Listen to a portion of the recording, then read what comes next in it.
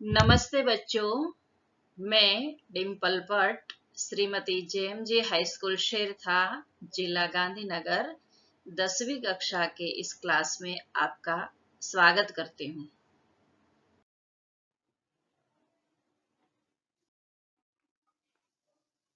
आगे वीडियो में हमने पाठ का अभ्यास किया था। आज हम मेरी माँ पाठ के स्वाध्याय का अभ्यास करते हैं। प्रश्न 1, निम्नलिखित प्रश्नों के एक एक वाक्य में उत्तर लिखिए। प्रश्न 1, बिस्मिल की माताजी का सबसे बड़ा आदेश क्या था? बिस्मिल की माताजी का सबसे बड़ा आदेश था कि उनके द्वारा किसी की प्राण हानि न हो। प्रश्न 2, बिस्मिल की एकमात्र इच्छा क्या थी? बिस्मिल की एकमात्र इच्छा एक बार श्रद्धा पूर्वक अपनी माँ के चरणों की सेवा करने का और अपने जीवन को सफल बनाने का ही उनका मकसद था और उनकी इच्छा थी। प्रश्न 3, बिस्मिल ने वकालतनामे में हस्ताक्षर क्यों नहीं किए? बिस्मिल ने वकालतनामे में इसलिए हस्ताक्षर नहीं किए कि यह काम धर्म के खिलाफ था। प्रश्न 4, बिस्मिल की माताजी के विचार पहले की अपेक्षा अधिक उदार कब हो गए थे? बिस्मिल की माताजी के विचार पहले की अपेक्षा अधिक उदार पढ़ने लिखने के बाद हो गए थे। उन्होंने देवनागरी पुस्तकों का पठन किया और अब उनके विचार पहले की अपेक्षा अधिक उदार हो गए थे। प्रश्न 2, निम्नलिखित प्रश्नों के 2-3 वाक्यों में उत्तर लिखिए। 1, बिस्मिल को अपनी एकमात्र इच्छा क्यों पूरी होती दिखाई नहीं दे रही थी? क्योंकि उनकी इच्छा थी कि मैं एक बार माता के चरणों को श्रद्धा पूर्वक नमन कर सकूं, उनकी सेवा कर सकूं और अपने जीवन को मैं सफल बना सकूं। यह इच्छा भी उनकी पूरी नहीं हो सकती थी क्योंकि उन्हें फांसी की सजा सुनाई गई थी और वो इस वक्त जेल में रहे थे। प्रश्न 2, अंतिम समय के लिए बिस्मिल अपनी माँ से क्या वर मांगते हैं? अंतिम समय में बिस्मिल अपनी माँ से यह वरदान मांगते हैं कि मुझे ऐसा वर दे कि अंतिम समय भी उनका हृदय किसी भी प्रकार विचलित न हो और वे माँ के चरण कमल को प्रणाम करके परमात्मा का स्मरण करते हुए अपने शरीर का त्याग करें। प्रश्न 3, गुरु गोविंद सिंह की पत्नी ने अपने पुत्रों के बलिदान पर मिठाई क्यों बांटी? क्योंकि उन्होंने धर्म की रक्षा करने के लिए अपना बलिदान दिया था। जब गुरु गोविंद सिंह जी की पत्नी को यह समाचार मिला तो उनका सिर गर्व से ऊंचा हो गया और उन्होंने इसी खुशी में लोगों के साथ मिठाइयाँ बांटी और प्रसन्नता व्यक्त की। प्रश्न 4, बिस्मिल की माँ ने शिक्षा प्राप्त करने के लिए क्या-क्या प्रयत्न किए? बिस्मिल की माँ पढ़ी लिखी नहीं थी। जब वह ससुराल आई तब वो देवनागरी लिपि सीखने का प्रयत्न करती है और ससुराल आने के बाद उनके मोहल्ले की अपने घर पर आने वाली जो शिक्षित उनकी सखी सहेलियां थी, उनसे वे अक्षर बोध करती थी। घर के कामकाज से जो समय मिल जाता था, उसी में उनका पढ़ना लिखना होता था और इसी तरह अपनी मेहनत के बल पर थोड़े ही दिनों में वो देवनागरी लिपि भी सीख जाती है और देवनागरी पुस्तकों का अध्ययन भी करती है। प्रश्न 3, निम्नलिखित प्रश्नों के 4-5 वाक्य में उत्तर लिखिए। 1, बिस्मिल की आत्मिक, धार्मिक और सामाजिक उन्नति में उनकी माँ का क्या योगदान रहा? बिस्मिल बचपन में बड़े ही उद्दंड थे, बड़े ही धृष्ट स्वभाव के बालक थे। उनके पिता के साथ हमेशा उनकी अनबन बनी रहती थी। पिता की अनेक बार उन्होंने डांट सहन की थी। उनकी दादी भी उसे हमेशा डांटती रहती थी। लेकिन उनकी माँ ने कभी उनका साथ छोड़ा नहीं। उनके अंदर उनकी माँ ने संस्कार ऐसे भरे थे कि उनकी आत्मिक, धार्मिक और सामाजिक उन्नति हुई। बिस्मिल के लिए उनकी माता का हर वाक्य देववाणी के समान था। माँ ने ही उनको दया और सेवा की भावना किस प्रकार की होती है यही बताया था। उनकी माता के प्रोत्साहन के कारण ही उनकी रुचि धर्म में लगी थी और वह एक आर्य समाजी बन गए थे। आर्य समाज में उनका लगाव बढ़ता देखकर उनके पिता ने उसे एक बार घर छोड़ने के लिए भी कह दिया था, लेकिन उन्होंने आर्य समाज को नहीं छोड़ा, घर को छोड़ दिया। उनकी माँ प्रेम से उसे समझाती और कभी-कभी उनकी हल्की ताड़न भी होती थी, उसे ताड़ना भी पड़ता। फिर भी वो उनकी माँ से तरह-तरह के पाठ पढ़ते रहते थे। समाज सेवा की समितियों में उनके पुत्र को जब खर्च के लिए पैसे चाहिए तब शायद उनके पिता देते हैं, ज्यादा उनकी माँ ही उसे खर्च करने के लिए पैसे देती थी।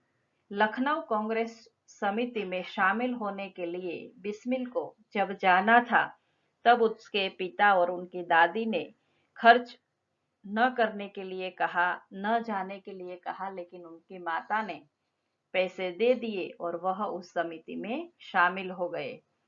इस प्रकार उनकी माता ने आत्मिक, धार्मिक और सामाजिक उन्नति में उनकी अनेक बार मदद की थी। प्रश्न 2, बिस्मिल की चारित्रिक विशेषताओं पर प्रकाश डालिए। जैसा कि हम जानते हैं, बिस्मिल जी बचपन में उद्दंड स्वभाव के थे। उनके अंदर कई बुरी आदतें भी थी, लेकिन आर्य समाज में जाने के बाद और स्वामी सोमदेव के प्रवचनों के कारण उनके यह बुरी आदतें छूट गई। उनको दृढ़ सिद्धांतवादी बना दिया आर्य समाज ने। जो धर्म के विरुद्ध का कार्य हो वो कभी करते नहीं थे। एक दिन उनके घर पर वकील आता है और वकालतनामे पर हस्ताक्षर करने के लिए कहता है, तो वह मना कर देते हैं कि ये काम धर्म विरुद्ध का काम है। तो वकील ने कहा कि इससे मुकदमा खारिज हो जाने की भी संभावना है, लेकिन उन्होंने परवाह नहीं की और उस पर हस्ताक्षर भी नहीं किए। यह गुण उसमें आर्य समाज से आया था। यह आर्य समाज की विचारधारा थी और गुरु सोमदेव के प्रवचनों का यह प्रभाव था कि वह धर्म विरुद्ध का कोई कार्य करते नहीं थे। साधारण मनुष्य की भांति संसार चक्र में फंसकर जीना उसे पसंद नहीं था और किसी भी प्रकार के भोग विलास तथा ऐश्वर्य की उनकी इच्छा नहीं थी।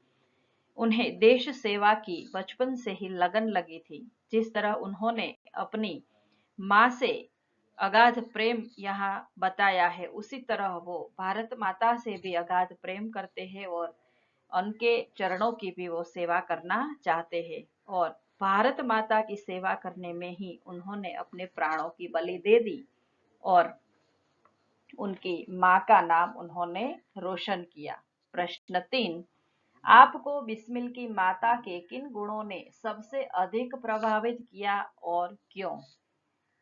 बिस्मिल की माता जब विवाह करने के बाद शाहजहांपुर आई, तब उसे पढ़ना लिखना भी नहीं आता था और घर का कामकाज भी नहीं आता था।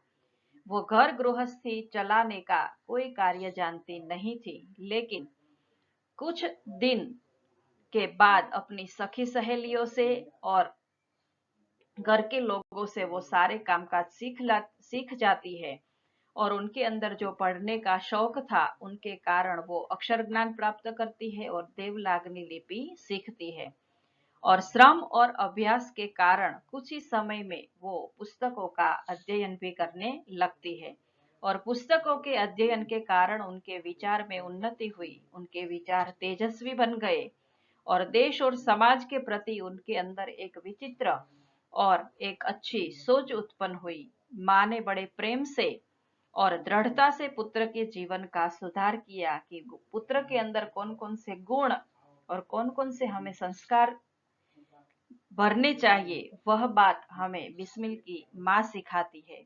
माँ ने बड़े प्रेम से और दृढ़ता से मेरे अंदर कई सुधार किए थे। माँ के कारण ही बिस्मिल देश सेवा में संलग्न हो सके थे, क्योंकि कई बार पिता के मना करने के बाद भी माता उसे सहकार देती थी।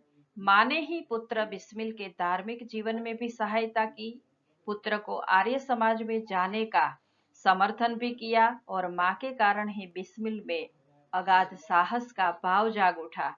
उनकी माँ की प्रभावशाली शिक्षा का ही यह सब परिणाम था और बिस्मिल न केवल अपने माँ की चरणों की सेवा करता है, बल्कि वह भारत माता का एक महान पुत्र भी बन जाता है और भारत माता के लिए अपनी जान भी देता है। तो इस प्रकार हम कह सकते हैं कि बिस्मिल की माँ एक आदर्श माँ थी। उनके ये दुर्लभ गुण हमें प्रभावित किए बिना नहीं रहते। उनको फांसी के 3 दिन पहले माँ मिलने आती है, तब जेलर भी कह उठते हैं कि ऐसी वीर माता का ही ऐसा वीर पुत्र हो सकता है। प्रश्न 4, निम्नलिखित शब्दों के विरुद्धार्थी शब्द लिखिए। विरोध, समर्थन, खर्च, आमदनी, आरंभ, अंत, उत्साह, अनुत्साह, सदव्यवहार, दुर्व्यवहार, उत्तर। प्रश्न 5, निम्नलिखित शब्दों के पर्यायवाची शब्द लिखिए। माँ, जननी, माता, संकट, दुख, कष्ट, सत्य, यथार्थ, वास्तविकता, सच, ऋण, कर्ज, देन, परमात्मा, ईश्वर, भगवान। प्रश्न 6, अर्थ की दृष्टि से वाक्य के प्रकार बताइए। 1, मैं बड़े उत्साह के साथ सेवा समिति में सहयोग देता था। विधान वाक्य। प्रश्न 2, अब मैं तुमसे नहीं मिल सकूंगा। निषेधार्थक वाक्य। 3, परमात्मा जन्म जन्मांतर ऐसी ही माता दे। विध्यर्थ वाक्य। 4, क्या मैं कभी तुम्हारा कर्ज चुका सकूंगा। प्रश्नार्थ वाक्य। पीछे प्रश्नार्थ आएगा। समास जो पाठ में आए हुए हैं। प्राण हानि तत्पुरुष समास, आर्य समाज तत्पुरुष समास, प्राण दंड तत्पुरुष समास। शब्द समूह के लिए एक शब्द है कि किसी मुकदमे में वकील होने का प्रमाण पत्र, वकालतनामा। दृढ़ निश्चय, संकल्प। घर का कामकाज, गृह कार्य जिसका वर्णन न किया जा सके, अवर्णनीय। मारने पीटने की क्रिया, ताड़ना। जीवन अर्पित करना, बलिदान। और व्यवस्था में भारी उलटफेर कर देने वाला, क्रांतिकारी। भाववाचक संज्ञा, माता, मातृत्व, उचित औचित्य, वकील, वकालत, शत्रु, शत्रुता, दृढ़, दृढ़ता, गुरु, गुरुत्व, मिठाई, मिठास और बांटना, बंटवारा। धन्यवाद।